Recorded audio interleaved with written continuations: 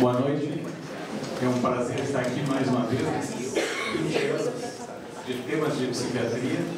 Eu agradeço a Comissão Científica pelo convite e cumprimentar também o professor Zimmermann, chefe de serviço, o professor Gustavo Turek, que fez uma longa jornada para estar aqui entre nós. É um excelente momento de encerramento e de aproveitar também a vida do Dr. Turek. Eu estive observando ao longo dessa semana a respeito do que estava se passando nas diferentes palestras, desde das iniciais até ontem, particularmente, e fiquei muito impressionado assim com uma certa convergência que estava sendo falado sobre técnicas comportamentais e cognitivo-comportamentais de tratamento, com o que nós, psicanalistas, eu sou psicanalista, usamos atualmente e pensamos atualmente. Então, eu pensei em fazer uma adaptação, eu ia trabalhar numa outra direção, mas achei muito interessante pensar esses principais aspectos, porque, embora a gente tenha uma grande quantidade de pacientes traumatizados, Marcelo, Turek sabem bem disso, né? As técnicas psicoterapêuticas que a gente usa, nem sempre a gente para profundamente para pensar o que a gente está fazendo com esses pacientes. Também nós estamos numa distância razoável a respeito do mecanismo de ação terapêutico de cada uma das técnicas, das diferentes técnicas que nós usamos. Então, eu vou fazer hoje uma palestra a respeito de paredes e horizontes. Eu gosto muito dessa frase do Mário Quintana, porque ela remete ao jogo semântico que ele fazia, né, com leveza, mas ao mesmo tempo é de uma extrema profundidade. Entre paredes e horizontes, a elaboração psíquica do trauma. O Quintana fala isso no momento em que ele está recebendo de presente do Valdemar Elias um quadro que era muito grande. Era um quadro grande que o pintor queria dar para o Quintana.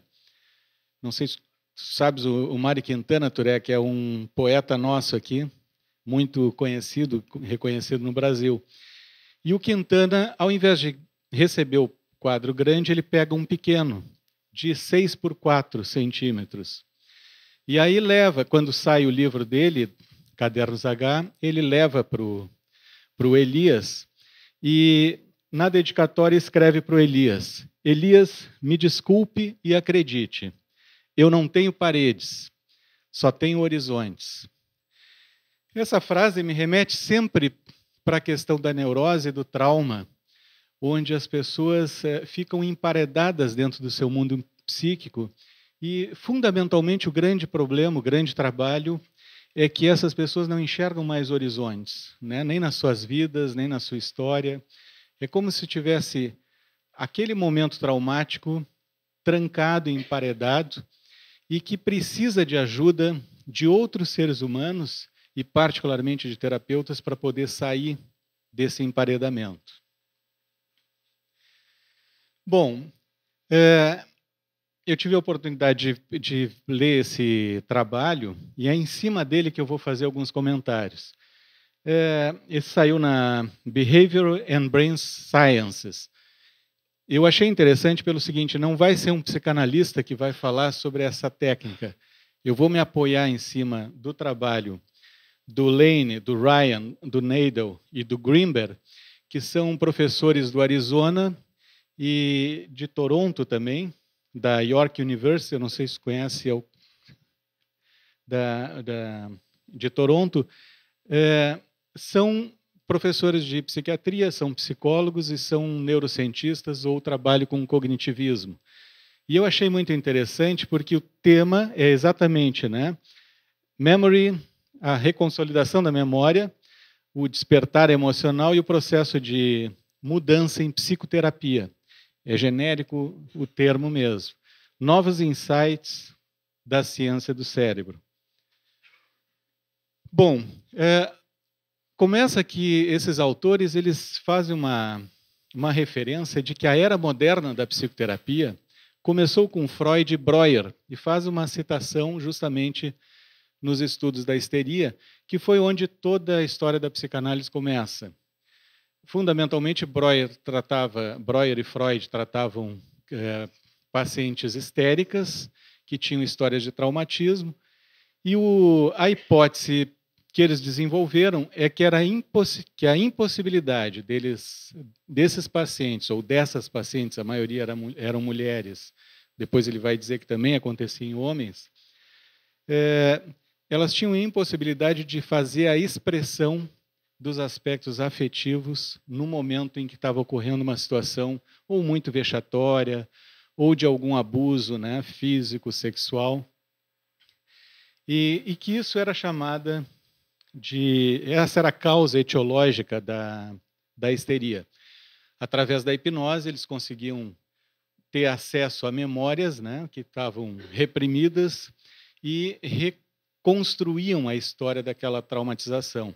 Depois acordavam a paciente, falavam para a paciente o que tinha acontecido, que ela tinha contado sobre hipnose, e o que eles observavam é que a sintomatologia, geralmente sintomatologia física, quer paralisias, quer traços dissociativos do paciente, né, sintomas dissociativos, acabavam desaparecendo no momento que a paciente recontava a sua história. A chave do tratamento, então, era a abreação emocional ou a catarse. Uma vez que os sentimentos não tinham sido expressos, né, para a sua consciência, acabavam criando esses sintomas na via do paciente como uma via expressiva pela movimentação corporal ou pela estrutura corporal. O Freud, então, começa justamente, se vocês, os que tiveram aqui ontem, lembrando das palavras do Christian, né, vão ver que a emergência, né, do que ele dizia e o que vai aparecer no texto tem uma convergência muito grande. O Freud enfatizava cada vez mais a importância de recordar e compreender o passado, ao passo que um dos seus discípulos mais próximos, o Ferenczi, se desvia enfatizando a excitação emocional em psicoterapia. Ele criou, inclusive, uma técnica ativa e é considerado um dos pais das psicoterapias breves, porque ele ativamente fazia o paciente entrar em contato com as emoções com as quais ele estava envolvido e traumatizado. E o Ferenczi desenvolveu um conceito chamado de trauma cumulativo, lembrando assim, porque a origem do trauma, para o Freud, era justamente uma situação de extrema intensidade na qual o aparelho mental do paciente não conseguia processar, por N razões. E o Ferenczi trouxe essa noção de que o trauma podia ser cumulativo, não chegar a um excesso, e sim ser uma repetição ao longo da vida dessa pessoa, chegando a um momento em que o aparelho não funcionava mais. Eles lembram aqui que essa abordagem do Ferenczi lançou as bases para toda a tradição humanista. Bom, dentro da psicanálise, essa importância, né, do contato e do trabalho com o emocional gerou uma escola, a Escola de Chicago, onde Alexander e French desenvolveram um conceito de experiência emocional corretiva, onde eles recebiam os pacientes, ainda dentro de um setting psicanalítico, e a ideia era reexperienciar com o paciente padrões diferenciados daqueles que eles tinham tido na sua infância. Então, o paciente trazia seus traumas, as suas dificuldades, e eles se postavam, né, e se portavam com o paciente de uma maneira mais ativa, fazendo o oposto. Se o paciente então vinha de uma família muito repressora, ele se tornava mais liberal nos seus comentários e por aí afora. A ideia fundamental era voltar a expor o paciente sob circunstâncias mais favoráveis às situações emocionais que ele não podia lidar no passado. O que é interessante é que já se conhecia a ideia de que o insight intelectual por si só não era suficiente. Esta é a razão, por exemplo, que não basta que os pacientes leiam ou que o terapeuta diga para ele o que ele tem. Né? Ontem vocês estavam vendo a necessidade, o Christian comentando, o Sidney também, a necessidade do reexperienciar a vivência traumática em sessão, acompanhado de um terapeuta, mas eu digo de um outro ser humano.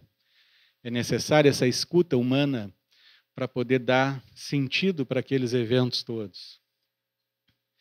A catarse emocional também, por si só, por exemplo, batendo em um travesseiro, e algumas técnicas, né, não médicas preconizam esse tipo de ação, não atenua ou dissipa o afeto, mas sim leva a uma elevação do mesmo, segundo Bushman em 2002. Estimular a experiência emocional como um ingrediente de mudança terapêutica tem resistido ao teste do tempo, então vê desde Freud, 1895. Esse tema, né, e isso se esparrama também para as terapias alternativas, né, o contato com o emocional, a ponto desses autores afirmarem, né, fazendo citações de referências bibliográficas, que em 450 tipos de tratamento psicoterápicos, todos funcionam. E a ideia é saber por que funciona e como funcionam. A excitação emocional, Frank refere que era um ingrediente-chave no sucesso das psicoterapias. Então, essa é a grande questão. Parece que, ao tocar nas emoções humanas, de uma certa forma orientada e tendo uma teorização por trás, isso auxilia o paciente a poder elaborar os seus traumas. Então, parece que a grande chave é justamente esse contato emocional. Os psicanalistas sustentam, né, atuais, sustentam que reexperimentar e resolver conflitos emocionais fundamentais na relação de transferência, ou seja, no que se passa entre analista e paciente, tem uma realidade e uma autenticidade que não pode ser ultrapassada por outros meios. É que o foco da psicanálise é justamente esse trabalho na transferência, no aqui e agora e na transferência. Na terapia comportamental, a terapia cognitivo-comportamental e a terapia focada na emoção, a emoção desempenha também um papel central na mudança. Enquanto na comportamental, os transtornos de ansiedade, a ativação do afeto na sessão de terapia é um componente crítico, preditor do sucesso da terapia. Na cognitivo-comportamental, assume que a aflição emocional é a consequência de pensamentos mal adaptativos e que precisariam, então, ser corrigidos, né?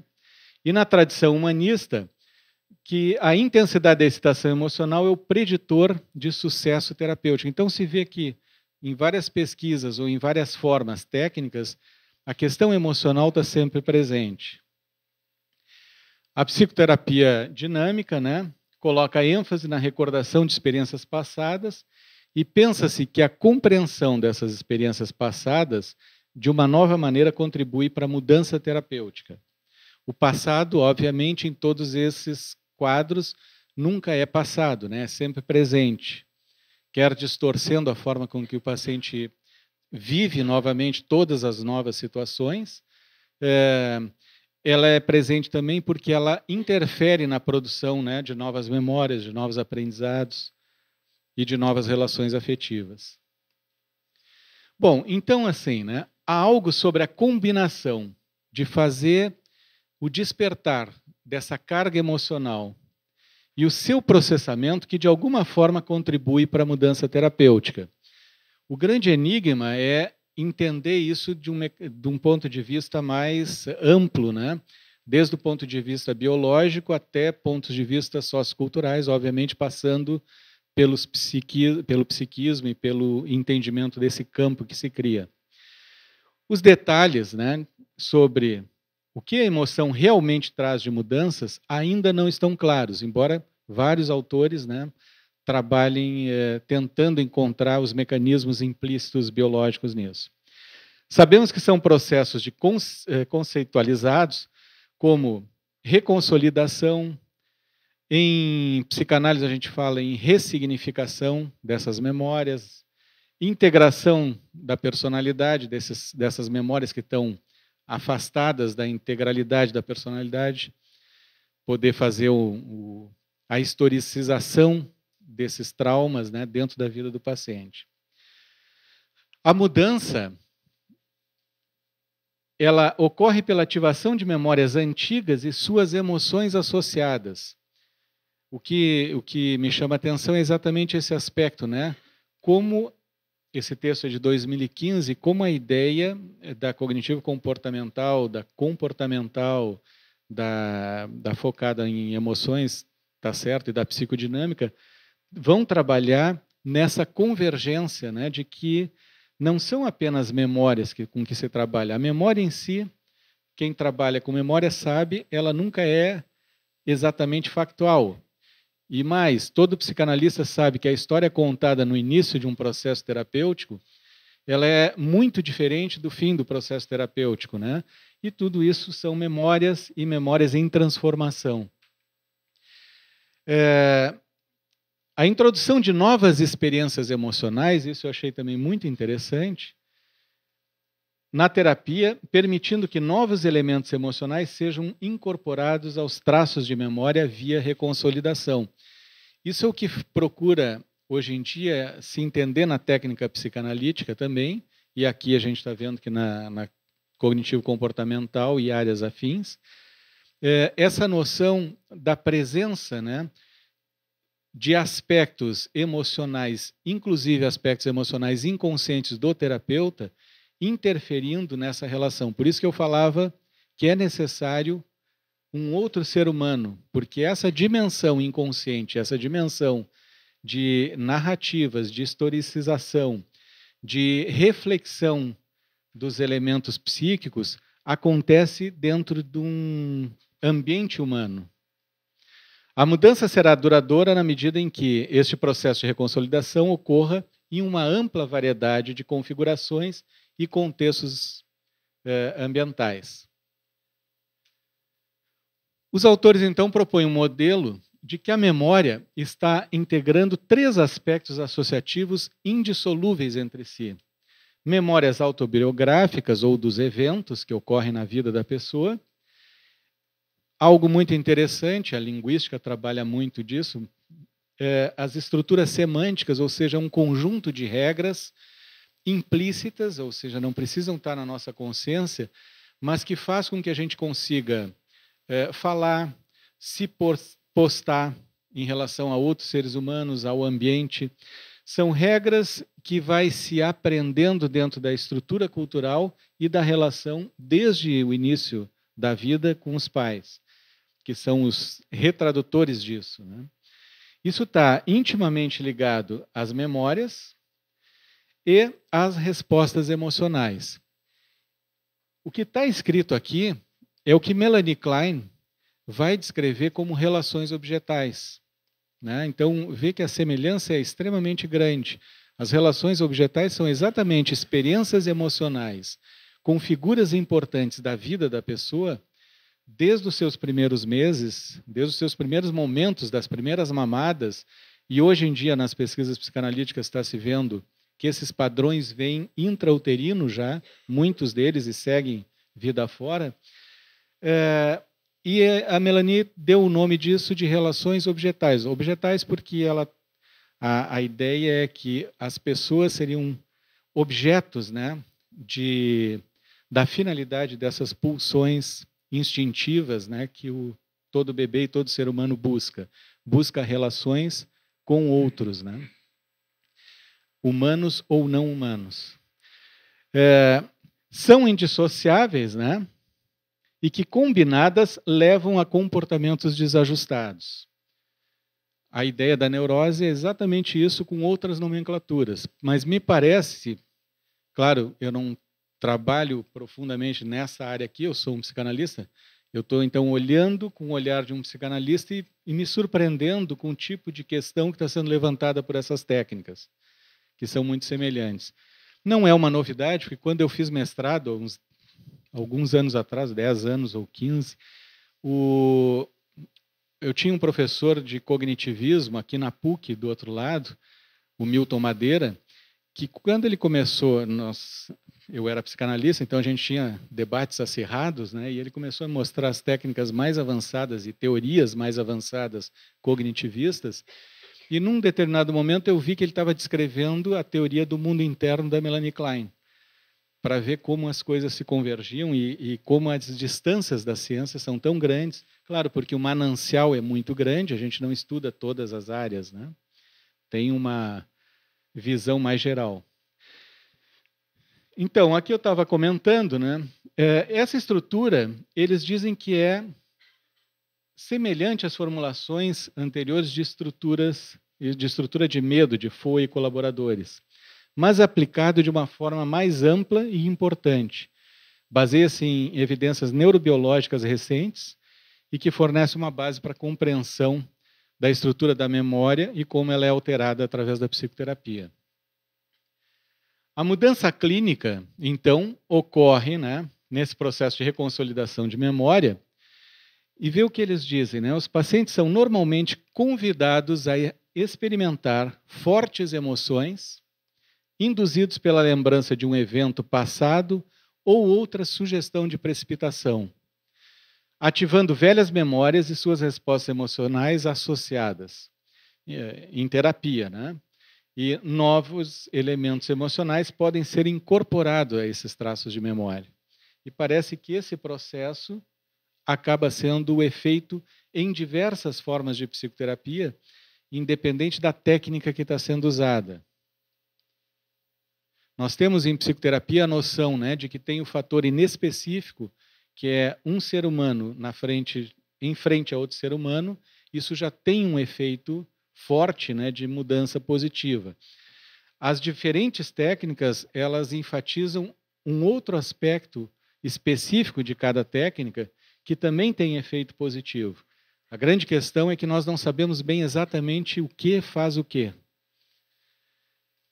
A experiência de correção ocorre dentro de um novo contexto, o contexto da terapia em si, o que também pode ser incorporado à velha memória através do processo de reativação, recodificação e reconsolidação.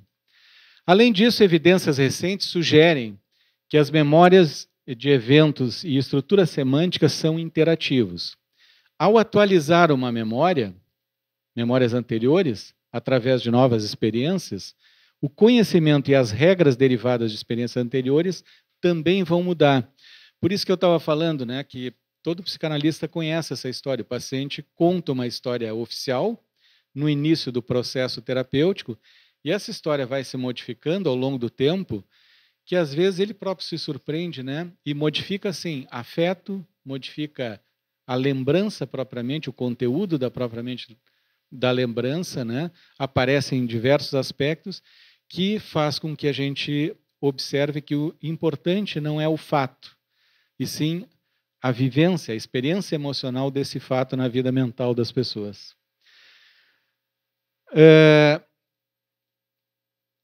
Na psicanálise pós-freudiana, o desenvolvimento da teoria das relações de objeto destaca esse ponto. E temos grandes autores como Klein, Bion, Meltzer e Winnicott.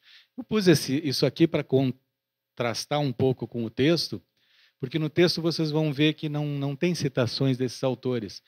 E uma das coisas que eu mais observo nas discussões sobre psicanálise feito por não psicanalistas é que, invariavelmente, vocês sabem que a obra do Freud tem 24 volumes. Ele começa a escrever antes de 1895 e vai até 1938, né? Edgar, que é professor, né, de conceitos psicanalíticos aqui.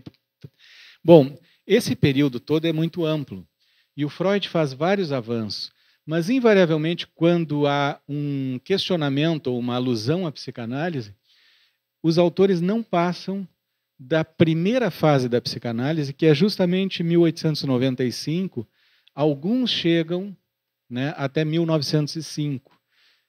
Toda a conceituação dessa que o Freud vai fazer sobre o trauma, ela já não é mais utilizada, ela não deixou de existir. É que nem Newton falando, né, sobre física e a mecânica quântica, por exemplo, né? Uma não anula a outra, mas a parte freudiana do trauma, ela lança muitas luzes, mas Freud não parou aí, foi modificando, e depois do Freud entrou Klein, e depois entrou Lacan, e depois entrou Winnicott, Bion, Green. Vários autores foram complexificando os conceitos do Freud, de tal maneira que hoje um psicanalista é uma pessoa muito mais complexa em termos da observação do fenômeno do que o próprio Freud era. E se tem mais alcance do que se passa na vida mental do que ele tinha. Essa é uma vantagem e uma desvantagem, né? Vantagem que antes era mais fácil trabalhar em psicanálise, era mais rápido também. Bom, dessa forma, novas estruturas semânticas ou regras ou esquemas são desenvolvidos e levam a formas mais adaptáveis de eventos, de interpretações e respostas emocionais adequadas. A mudança será duradoura justamente na medida em que esse processo, no behaviorismo e na cognitivo se fala em reconsolidação, ocorre em grande variedade de conceitos, permitindo a generalização da memória, da estrutura semântica recém-formada para situações e ambientes novos. A mudança em psicoterapia não é simplesmente o resultado de um novo traço de memória que está sendo formado ou estruturas semânticas. Então, a informação não é suficiente. O treinamento em memórias também não é suficiente. Ontem nós falávamos também sobre a questão do apagamento de memórias, né? Aqui tem um conceito de que nós precisamos dessas memórias e dessas memórias se integrarem, né, na personalidade da pessoa. Claro, diminuindo o impacto emocional disso, né? Em vez disso, a reconsolidação leva à transformação de todos os componentes da estrutura de memória, incluindo a memória acontecida originalmente. A psicoterapia, portanto, é um processo que não só proporciona novas experiências e maneiras de avaliar novas experiências, mas também muda as regras novas, as regras e esquemas derivados das experiências passadas. Eu vou confessar para vocês, tá, que isso aqui provavelmente é muito mais um desejo do que uma realidade.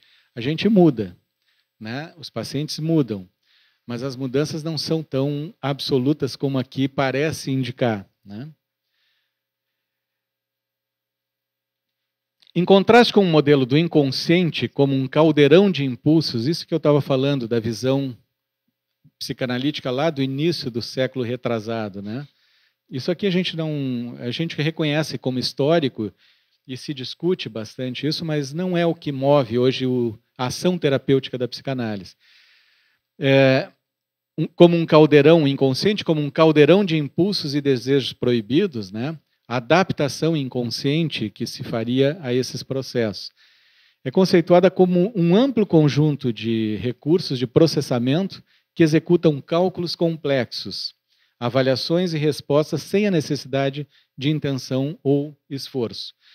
Fundamentalmente, o que está sendo dito aqui é que esse processo inconsciente ele ocupa a maior parte da nossa vida, e mais, o Freud já dizia que todo pensamento consciente, que é a ponta de um iceberg, ele começa num processamento inconsciente desses elementos, né, de computação interna.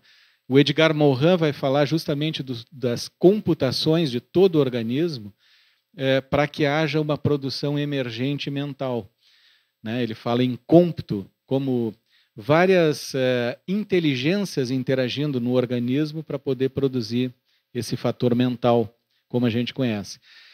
Mais comumente, a psicologia cognitiva refere-se a processos implícitos para diferenciá-lo dos processos explícitos. Implícitos é aquele que nós não precisamos estar consciente para fazer. A gente pode, por exemplo, um exemplo banal, né? Depois de aprender a dirigir, a gente não precisa pensar que precisa trocar as marchas, né? Ou ligar o pisca-pisca, ou reduzir, ou andar. Isso já é automaticamente pensado. Mais comumente, a psicologia se refere a implícitos para diferenciar dos explícitos, que estão envolvidos durante as tarefas intencionalmente dirigidas. A distinção entre esses dois tipos de processo tem sido aplicada em alguma forma para praticamente todas as áreas da cognição, incluindo a percepção, resolução de problemas, memória e, como veremos, emoção, né? que sugerem que 99% da cognição é um processamento implícito. Exatamente o que o Freud afirma. Importante ressaltar que alguns psicanalistas, aqui eu deixei esse destaque exatamente para mostrar, né, que alguns psicanalistas acreditariam, né, que esse aqui seria um modelo mais atualizado. Na verdade, esse é um modelo freudiano. Está lá na obra do Freud, bem explicitado, bem desenvolvido. Isso é só para ver como a gente precisa aprofundar os conhecimentos e justamente para poder avançar nessas áreas, né? Em 95, Freud teorizou a cura como sofremos de reminiscências, lembranças, né, que se curam lembrando. No final da vida, em 39, ele dizia, né, sofre-se ainda de reminiscências, cura-se ainda lembrando, porém isso se amplia com a ideia de reconstrução histórica. Mas para simbolizar e subjetivar, pensar o inapropriado da história é preciso repetir, recolocar no presente aquilo que não pôde ter lugar no passado psíquico, no lugar psíquico, em seu próprio tempo. Lembrar-se é então colocar na consciência do ego para integrar, pensar e significar. Alcançar, saber pensar. Quem lembra da palestra de ontem do Christian, ele até comentou, né? É importante, por exemplo, uma situação de, né, ele citou uma situação de estupro muito violenta, ele disse que aquela pessoa tem que se dar conta que ela não é só a situação de estupro, que ela é muito mais do que isso, que ela tem que ressignificar na sua história, na sua historicidade e para o seu futuro, aquele evento, né? Reconhecendo que ela é mais ampla do que aquilo. A distinção entre processos implícitos e explícitos, uma pedra angular da neurociência cognitiva moderna, também tem sido aplicada à emoção. As emoções também podem ser respostas automáticas e não necessariamente chegar à consciência. Para lembrar, Klein, lá nos anos 40, falava de memory in feelings, que seriam memórias e que seriam marcas que deixam com que o comportamento ou as falas ou a forma do paciente interagir com o mundo esteja marcado por acontecimentos tão precoces que o bebê não era capaz de ter palavras para ressignificar, para retraduzir, para poder pensar, né? Então, essas memórias, elas não têm acesso via verbal, elas têm acesso pela conduta e por uma coisa que se chama, dentro de psicanálise, contra-transferência, e vários mecanismos que estão influenciados nisso, aonde o terapeuta, de uma certa forma, intui, ou ele percebe da sua forma inconsciente que algo tem de ocorrência ali naquele evento que se repete ao longo das sessões. E a partir dessa experiência que se pode, o terapeuta criar fala e apontar e fazer com que o paciente passe a perceber aquilo e se comece a fazer associações de ideias para uma possível reconstrução histórica ou, o que mais comumente acontece, entrar dentro de um circuito narrativo desses pacientes. A emoção pode ser entendida como um mecanismo da pessoa ou do organismo para avaliar o grau que precisa valorizar metas que estão sendo cumpridas ou se estão em interação com o ambiente, né? Em outras palavras, a emoção é uma ação ativa de observação e tomada de decisões também em relação ao movimento do ambiente. Isso aqui é bem darwiniano, né? A ideia de Darwin era que todo organismo vivo ele tem duas funções básicas. Isso Freud reproduz na obra dele. A primeira é a sobrevivência, com os instintos de autoconservação. Então, precisa avaliar o ambiente para gastar a menor quantidade de energia possível para obter a sustentação de si mesmo. E a outra são as pulsões sexuais. Não consigo enxergar ali. 3 minutos. Já vão terminar. Que são as pulsões sexuais, que é a manutenção da própria espécie.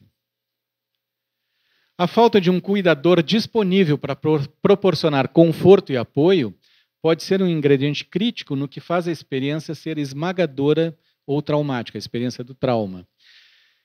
Emocionalmente, as respostas implícitas nunca foram levadas para um nível consciente com esses pacientes. Muitas vezes o trauma é justamente a impossibilidade de comunicação, né? Ontem eu lembrava daquela experiência, né, com uma família judia e na Alemanha com uma família judia e uma alemã que teve aqui, cujos pais nunca falaram sobre a experiência traumática da Segunda Guerra. O pai da alemã era um oficial da SS. E cada vez que ela perguntava sobre isso, ele calava, baixava os olhos, ficava triste e não fazia um comentário. Da família judia, era uma guriazinha muito esperta, quando os pais recebiam visitas, eles se fechavam dentro do escritório e ela tentava escutar a todo momento o que eles falavam. E ela me disse assim, eles nunca falaram sobre a guerra, nem sobre os que morreram, só falavam sobre os vivos. E o Sidney estava lembrando que teve uma grande quantidade de psicanalistas judeus que foram para os Estados Unidos. A queixa dos americanos é que eles jamais falavam sobre o que tinha acontecido na Europa. Então, parece que isso é um processo, né, mais do que individual, também social da humanidade, né, de esquecer e de não falar situações traumáticas. É muitas vezes apenas na terapia, quando as experiências são colocadas em palavra, que as respostas emocionais são formuladas pela primeira vez. Isso desencadeia todo aquele processo de retransformações, ressignificações ou reconsolidações que eu estava falando antes. Freud trabalhou sobre isso em 1914, no Repetir, Recordar e Elaborar, onde ele dizia a experiência traumática ela tende a ser repetida se ela não entrar no processo narrativo de recordação e de memória. Então, o processo repete, depois, se está mais evoluído o sistema, né, e consegue elaborar isso, começa a recordar e, finalmente, uma elaboração deixando no seu devido lugar aquela situação traumática. Os autores apontam a importância de se tornar ciente do impacto emocional da experiência através da simbolização e contextualização, formações de narrativas, né? Usando essa consciência para a promoção de respostas mais adaptativas. Eu não sei exatamente em que altura eu estou do slide, mas dá para acabar assim que for terminado o meu tempo. Tá? À medida que o processo psicoterapêutico se desenrola, os eventos são recuperados no contexto de um terapeuta que dá suporte, né? E que também ajuda o paciente a assistir à informação desse contexto novo, inclusive na interação com ele, que pode não ter estado disponível para ele no momento do trauma, em parte por causa, inclusive, de uma função do hipocampo que elimina memórias ali. Né? Ter outra pessoa como terapeuta e participar e facilitar esse processo de mentalização na idade adulta pode ser essencial. Isso aqui é um trabalho do Allen, de 2013. A capacidade de autoobservação é limitada, por isso que a gente não consegue fazer sozinho. Olhar, né? Muitas vezes os pacientes ficam bravos com a gente e dizem assim, para vir aqui tu não falar nada, que importa, eu vou gasto menos dinheiro e fico na frente do espelho. Esse é um processo que não funciona. Né?